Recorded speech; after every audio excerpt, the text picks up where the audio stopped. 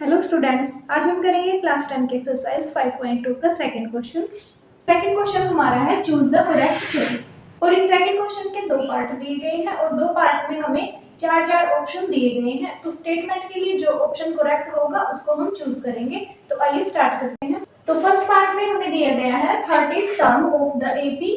ये एक एपी हमें दी गई है, इसकी हमने 30th टर्म फाइंड करनी है। तो 30th टर्म निकालने के लिए हम फॉर्मूला लगाएंगे an is equal to a plus n minus 1 into d. ये फॉर्मूला हम यूज करेंगे। तो इसके लिए हमें सबसे पहले a चाहिए है। तो a होगा हमारा 10 जो हमारी फर्स्ट टर्म हमें दी गई है।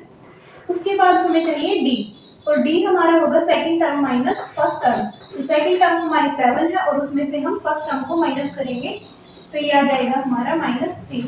तो हमारे d की वैल्यू आ जाएगी -3। और हमें चाहिए n हमारा होगा जो टर्म हमने निकाली है, मतलब 30th टर्म हमने निकालनी है। तो n की वैल्यू हमारी हो जाएगी 30।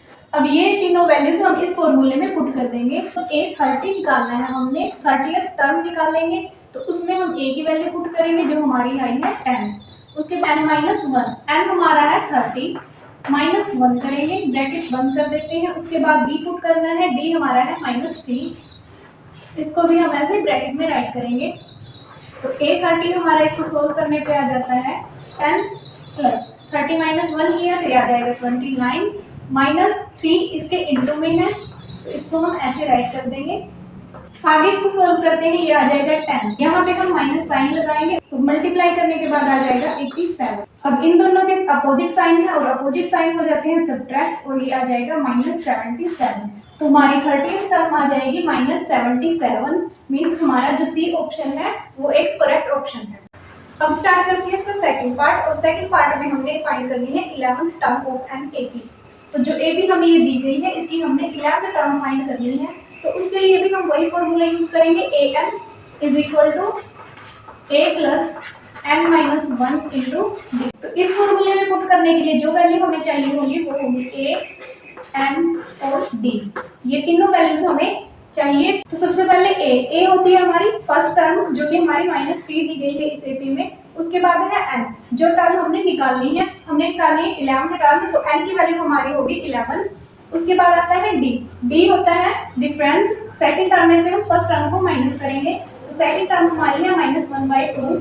इसमें से हम -3 को सब्ट्रैक्ट करेंगे तो -3 को हम ऐसे राइट करेंगे ब्रैकेट के अंदर। तो अब हम इसको सिंप्लीफाई करेंगे तो ये आ जाएगा -1/2, माइनस माइनस का साइन हो जाएगा प्लस और ये आ जाएगा 3। अब इसको हम एलसीएम लेके सॉल्व करेंगे।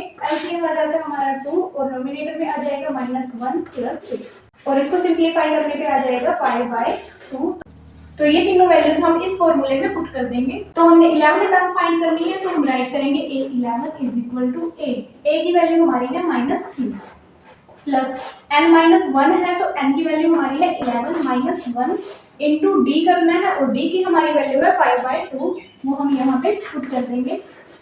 आगे हम इसको सिंप्लीफाई करेंगे, ये आ जाता है -3 प्लस 10 इंटू 5/2। ये यहाँ से कैंसिल हो जाएगा 2 की टेबल पे और ये आ जाएगा 5। अब इसको आगे सिंप्लीफाई करते हैं, ये आ जाएगा -3 प्लस 5 5 25 इज इक्वल टू, अब ये अपोजिट साइन है ये हो जाएंगे सब्ट्रैक्ट और सब्ट्रैक्ट होने के बाद आ जाएगा 22।